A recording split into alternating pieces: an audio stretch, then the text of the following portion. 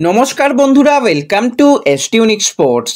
বন্ধুরা, এই ভিডিওতে আমরা কথা বলবো একটুখানি ইস্টবেঙ্গলকে নিয়ে। তোমরা সকলেই জানো ডুরান্ড কাপে কিন্তু 8টা দল তারা পরবর্তী রাউন্ডে কোয়ালিফাই করবে। সেখানে ইস্টবেঙ্গলের সম্ভাবনা কতটা রয়েছে, ডার্বি ম্যাচে ইস্টবেঙ্গলকে কত ব্যবধানে জিততে হবে, ম্যাচ ড্র হলেই বা কী হবে, কোন দলের দিকে তাকিয়ে থাকতে হবে, প্রচুর প্রশ্ন। তো সমস্ত নিয়েই কিন্তু আমরা আলোচনা করব এই ভিডিওতে। সাথে কিন্তু আজকে ইস্টবেঙ্গলের ম্যাচ রয়েছে, সেই নিয়ে কথা বলার সাথে সাথে হেক্টর ইউজ থেকে নিয়েও কিন্তু আপডেট শেয়ার করে নেব আমরা এই ভিডিওতে। খুবই ইন্টারেস্টিং একটা ভিডিও হবে, শুরু থেকে শেষ পর্যন্ত দেখো।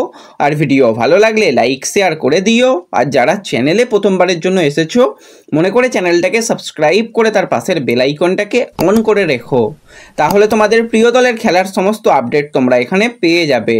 তো চলো আর দেরি না করে ভিডিও শুরু করা যাক।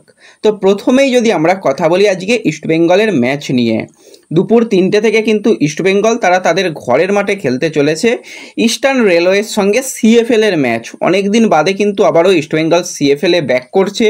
মাঝখানে নেক্সট জেনারেশন কাপের জন্য কিন্তু কিছুদিন তারা খেলেনি। আর এই যে ইস্টার্ন রেলওয়ে, এই দলটাকে কিন্তু লাস্ট ম্যাচে মোহনবাগান সুপার জায়েন্ট 5-0 গোলে হারিয়েছিল। সেখানে কিন্তু সুহেল ভাট ছিল না, তাতেও কিন্তু 5-0 গোলে হারিয়েছিল। আর ইস্টবেঙ্গলের রিজার্ভ টিমের প্লেয়াররা যেরকম ফর্মে রয়েছে, আজকে আশা করা যায় একটা ভালো রেজাল্ট হবে। এবং সেখানে জেসিন টিকের মতন প্লেয়ারকে যদি আজকে সুযোগ দেওয়া যায়, আজাদের মতন প্লেয়ার তো রিজার্ভ টিমেরই মূলত প্লেয়ার, তাকেও যদি সুযোগ দেওয়া যায়, আরও বেশ কিছু ভালো ভালো ট্যালেন্টেড প্লেয়ার রয়েছে, তাদের সুযোগ দেওয়া গেলে কিন্তু আজকে তারা একটা ভালো রেজাল্ট করতে পারে। তো অবশ্যই কিন্তু সকলে ম্যাচটা দেখো। জি24 ঘন্টা থেকে কিন্তু তোমরা ম্যাচ দেখতে পাবে। এছাড়া জি5 এবং অফিসিয়াল ওয়াইটি চ্যানেলেও কিন্তু ম্যাচ দেখানো হবে। তো সকলে কিন্তু ম্যাচটা দেখো। এবং শুধু ম্যাচ দেখলে তো হবে না, স্কোর লাইন কী হচ্ছে তোমাদের মতামত কিন্তু কমেন্টে জানিও।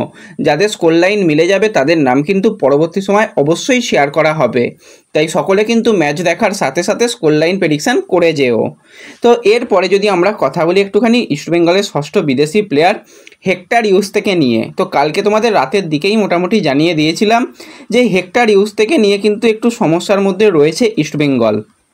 একটাই কারণ, এখনও পর্যন্ত সে ভিসা পেয়েছে কি না তার কোনো রকম আপডেট নেই। তো আজকে বেশ কিছু বাংলা সংবাদপত্র থেকে যেটা আপডেট আসছে যে এই সপ্তাহের মধ্যেই, মানে যেই সপ্তাহটা চলছে এখনও, সেই সপ্তাহের মধ্যেই কিন্তু ভিসা পেয়ে গেলে তাকে দ্রুত নিয়ে চলে আসার কথা। তো সেটা তো আমরা বেশ কয়েকদিন আগে থেকেই বলছিলাম। কিন্তু আমার যেটা ব্যাপার যে আজকে 9 তারিখ হয়ে গেল, আজকেও সে আসছে না, ভিসা যেহেতু পাইনি। আমরা ধরেই নিচ্ছি 10 তারিখে ভিসা পাবে, সে 11 তারিখে আসবে, 14 তারিখে ম্যাচ। তো যথেষ্ট চাপ হয়ে যাবে কিন্তু এএফসিতে। আর এএফসি নিয়ে কিন্তু আজকে একটা একদম আলাদা ভিডিও আসবে, সেই ভিডিওটা সকলে দেখো। হয়তো ট্রান্সফার নিউজ ছাড়াও তোমাদের অন্যান্য ভিডিওতে অতটা ভালোবাসা পাওয়া যায় না, কিন্তু দলের জন্য কিন্তু সেই ভিডিওটা খুবই ইম্পর্টেন্ট একটা ভিডিও হবে। আজকের মধ্যেই কিন্তু সেই ভিডিওটা আশা করি চলে আসবে, সেই ভিডিওটার দিকেও নজর রেখো। এবং সংবাদপত্রগুলো এরকমও দাবি করছে তাকে কিন্তু ডার্বি ম্যাচে পাওয়া যাবে। তো ডার্বি ম্যাচটার থেকেও আমার মনে হয় 14 তারিখে ম্যাচটা বেশি গুরুত্বপূর্ণ, কিন্তু কিছু করার নেই, এগুলো আইনি ব্যাপার। সেই কারণেই তাকে এখনও ভিসা হয়তো পায়নি। ভিসা পেলে কোনো রকম ম্যানেজমেন্টের অসুবিধা নেই তাকে তাড়াতাড়ি নিয়ে আসার, মানে যেদিন ভিসা পাবে তার পরের দিনেই মধ্যেই তাকে নিয়ে চলে আসা হবে। কিন্তু ভিসা আজকে মনে হচ্ছে পেয়ে যাওয়ার সম্ভাবনা রয়েছে। তো দেখা যাক, যত দ্রুত ভিসা পেয়ে যত তাড়াতাড়ি কলকাতায় আসবে ততই কিন্তু সেটা দলের জন্য ভালো হবে। এবার যদি আমরা কথা বলি যে ডুরান্ড কাপ নিয়ে, তো ডুরান্ড কাপে কিন্তু পুরোপুরি এবার জমে গেছে। গ্রুপ এতে কিন্তু আমাদের মানে বাংলার দুই বড় প্রধান রয়েছে, সেখানে ইস্টবেঙ্গল এবং মোহনবাগান সুপার জায়েন্ট তারা কিন্তু মোটামুটি সমসংখ্যক পয়েন্ট থাকলেও গোল ডিফারেন্সের কিন্তু আকাশ পাতাল তফাৎ হয়ে গেছে। এখানেই সকলের প্রশ্ন যে ইস্টবেঙ্গল কি কোয়ালিফাই করতে পারবে। তো কোয়ালিফিকেশান কিভাবে হয় তোমাদের একটুখানি বলে দিই। তো এখানে group A, B, C, D, E এবং এফ, এই যে গ্রুপগুলো রয়েছে, এই 6টা গ্রুপ, এই 6টা গ্রুপের টপ 6টা দল, মানে যারা গ্রুপ চ্যাম্পিয়ন হবে সেই টপ 6টা দল কিন্তু তারা সরাসরি কোয়ালিফাই করবে পরবর্তী রাউন্ডে। এবং আরও দুটো দল কোয়ালিফাই করবে। তারা কিভাবে কোয়ালিফাই করবে, যারা টপ 2 পজিশানে যারা শেষ করলো, প্রত্যেকটা গ্রুপে দেখা হবে যে যারা 2 নম্বর পজিশানে শেষ করলে তারা কত পয়েন্ট পেয়েছে সেটা প্রথম দেখা হবে। যদি কোনো মানে পয়েন্ট সমান সমান হয়ে যায়, ধরো আমরা ধরে নিচ্ছি যে সি গ্রুপে পাঞ্জাব রয়েছে, তারা পেয়েছে, আমরা ধরছি এখন কিছু পয়েন্ট, 5 পয়েন্ট, এবং তারপরে আর্মি রেড রয়েছে ডি গ্রুপে, তারাও পেয়েছে 5 পয়েন্ট। তো দুটো দলের যখন 5 পয়েন্ট করে হবে তখন দেখা হবে গোল ডিফারেন্স।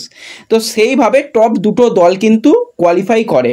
তো সেখানে এখন কীরকম পরিস্থিতি রয়েছে গ্রুপগুলোর মধ্যে, তো প্রথমেই যদি আমরা একদম শেষ থেকে ওপরে আসি, অর্থাৎ গ্রুপ এফের দিকে তাকাই, তো গ্রুপ এফে কিন্তু গোয়া কিন্তু 1 নম্বর পজিশানে রয়েছে, তারা দুটো ম্যাচে দুটোই জিতে নিয়েছে। তো তারা কিন্তু এই গ্রুপ থেকে চ্যাম্পিয়ন হওয়ার অন্যতম দাবিদার, কারণ তাদের গোল ডিফারেন্স +2 রয়েছে। এছাড়া কিন্তু সেখানে শিলং লাজং রয়েছে, এছাড়া কিন্তু আরও একটা দল রয়েছে, নেপাল আর কোয়ালিফাই করতে পারবে না, নেপাল দুটো ম্যাচ হেরে গেছে। তো সেই জায়গাতে কিন্তু গোয়া কোয়ালিফিকেশান করার সম্ভাবনা রয়েছে। আর টপ 2 পজিশানে ফিনিশ করার মতন এখানে দল নেই, কারণ গোল ডিফারেন্স তাদের অনেকটা নিচে রয়েছে, একটা দলের এক রয়েছে, একটা দলের -1 রয়েছে। তো সেক্ষেত্রে এখানে গোয়া কোয়ালিফিকেশান করে যেতে পারে এফ গ্রুপ থেকে। ই গ্রুপের দিকে যদি আমরা তাকাই, নর্থ ইস্ট কিন্তু তারা একটা ম্যাচে একটাই জিতেছে, বোডোল্যান্ড কিন্তু দুটো ম্যাচে একটা জিতেছে, ওড়িশাও কিন্তু দুটো ম্যাচে একটা জিতেছে। গোল ডিফারেন্সে নর্থ ইস্ট বাকি দলদের থেকে ভালো জায়গায় রয়েছে, নর্থ ইস্ট কিন্তু কোয়ালিফিকেশান করে যেতে পারে। এছাড়া বোডোল্যান্ড এবং ওড়িশার মধ্যে যদি যে কোনো দলই জিতুক না কেন, তো তারা কিন্তু সর্বোচ্চ 6 পয়েন্টে যেতে পারবে। তো 6 পয়েন্টে গেলে কিন্তু তারা ইস্টবেঙ্গলকে টপকাতে পারবে না, কারণ কি ইস্টবেঙ্গলের +4 গোল ডিফারেন্স রয়েছে।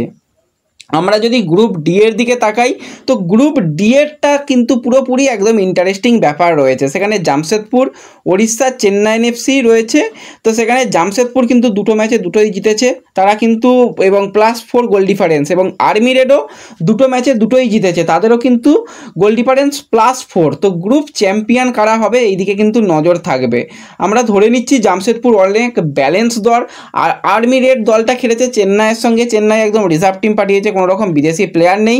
এছাড়া আসামের একটা দল, সেটাও মোটামুটি ওই মানে একটু নিচের দিকের দল।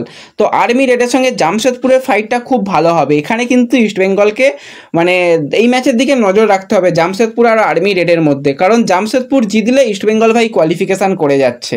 এই পজিশানেও যদি পয়েন্ট টেবিল শেষ হয়, তো সেক্ষেত্রে আর্মি রেড যদি পয়েন্ট নষ্ট করে, তো সেক্ষেত্রে কিন্তু ইস্টবেঙ্গলে কোয়ালিফিকেশান করে যাওয়ার সম্ভাবনা অনেক ভালো।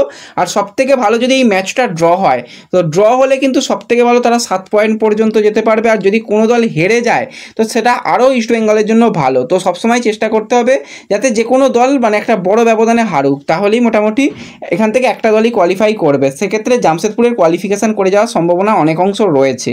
এছাড়া গ্রুপ সি এ কেরালা ব্লাস্টার্স এবং পাঞ্জাব, তারা দুজনই 4 পয়েন্ট করে পেয়ে রয়েছে। এই দুটো দলই কিন্তু কোয়ালিফিকেশান করে যাবে, কারণ কেরালার এখন যেটা ম্যাচ বাকি রয়েছে CISF এর সঙ্গে ম্যাচ রয়েছে, পাঞ্জাবের ম্যাচ রয়েছে মুম্বাইয়ের সঙ্গে। তো এখান থেকে গ্রুপ চ্যাম্পিয়ন এবং সেকেন্ড বেস্ট দল হিসাবে কিন্তু দুটো গ্রুপ মানে দল কোয়ালিফাই করে যাচ্ছে। তো সেক্ষেত্রে একটাই সেকেন্ড বেস্ট দল হিসাবে বাকি থাকবে, এবং গ্রুপ বি থেকে বেঙ্গালুরু কোয়ালিফাই করলেও বাকি কোনো সেকেন্ড বেস্ট দল কোয়ালিফিকেশান করতে পারছে না। তো সেক্ষেত্রে নজর আমাদের থাকবে সেকেন্ড বেস্ট হিসাবে কোয়ালিফিকেশান করার দৌড়ে কিন্তু থাকবে গ্রুপ এ থেকে যে দলগুলো রয়েছে। সেখানে কিন্তু যদি ডার্বি ম্যাচে মোহনবাগান হেরে যায়, তারা অটোমেটিক কোয়ালিফাই করে যাবে সেকেন্ড বেস্ট হিসাবে। আর যদি ইস্টবেঙ্গল ডার্বি ম্যাচে যদি জিতে যায়, তো তারাও কোয়ালিফিকেশান করে যাচ্ছে। যদি ড্র হয়, তাহলেও কিন্তু ইস্টবেঙ্গল কোয়ালিফিকেশান করে যাবে। আর ওই আর্মি দল, অর্থাৎ গ্রুপ এ এবং গ্রুপ ডি, এই দুটো দল থেকে কিন্তু একটা করে দল, মানে যে কোনো একটা দল, গ্রুপ এ এবং গ্রুপ ডি এর মধ্যে যে কোনো একটা দল কিন্তু তারা কোয়ালিফিকেশান করবে সেকেন্ড বেস্ট হিসাবে এখনকার যেরকম পয়েন্ট টেবিল। কারণ পাঞ্জাব তারা কোয়ালিফাই, আর কেরালা তারা কোয়ালিফাই করছে পরবর্তী রাউন্ডের জন্য। তারা 4 পয়েন্ট পেয়েছে, এবং গোল ডিফারেন্সে কেরালা +8, পাঞ্জাব +3, এবং পাঞ্জাব বিদেশি প্লেয়ারদের নিয়ে খেলছে। সেক্ষেত্রে এই দুটো দল কোয়ালিফাই করছে। তো প্রতিটা গ্রুপ থেকে কিন্তু টপ দল হিসাবে কোয়ালিফাই করার সাথে সাথে এক্ষেত্রে পাঞ্জাব বা কেরালা তারা কিন্তু সেকেন্ড বেস্ট হিসাবে কোয়ালিফাই করছে। ইস্টবেঙ্গলের কাছে একটাই রাস্তা, ম্যাচ নয় ড্র রাখতে হবে, 0-0 ড্র রাখতে হবে। আর তা না হলে জিতলে তো কোনো অসুবিধাই নেই, মোহনবাগান ইস্টবেঙ্গল তারা দুজনেই কোয়ালিফাই করবে। তো অনেকেই এই নিয়ে অনেক রকম ভাবছিলে যে কিভাবে কি হবে। তো এটাই বোঝালাম যে 6টা দল তারা ডাইরেক্ট কোয়ালিফাই, আর সেকেন্ড বেস্ট হিসাবে দুটো দল কোয়ালিফাই করছে। সেক্ষেত্রে গ্রুপ এ এবং গ্রুপ ডি, এই দুটো দলের মানে গ্রুপের দিকেই আমাদের নজর রাখতে হবে মূলত, এবং এখান থেকেই কোয়ালিফিকেশান করবে। ইস্টবেঙ্গলের কাছে একই ব্যাপার, যে তাদের জিততেই হবে, এবং ড্র রাখলেও 0-0তে ড্র রাখতে হবে, গোল খেলে হবে না। আর অপর দিকে কিন্তু ওই আর্মির ব্যাপারটার দিকেও দেখতে হবে যে আর্মি যদি একটা বড় ব্যবধানে জামশেদপুরের কাছে হারে, তো ইস্টবেঙ্গল কিন্তু যদি ডার্বি ম্যাচ লুজও করে, যদি হেরেও যায়, তাহলেও ইস্টবেঙ্গল কোয়ালিফিকেশান করে যাবে। তো এই মানে ওই ম্যাচটার দিকে ইস্টবেঙ্গলের নজর রাখতে হবে মূলত, আর্মি এবং জামশেদপুরের। তো এটাই কিন্তু হিসাব, বোঝাতে পারলাম আশা করি। আর ভিডিও ভালো লাগলে লাইক শেয়ার করে দিও, আর ভিডিও একটু সকলের সঙ্গে শেয়ার করে দিও। তো দেখা হচ্ছে পরবর্তী ভিডিওতে, ধন্যবাদ।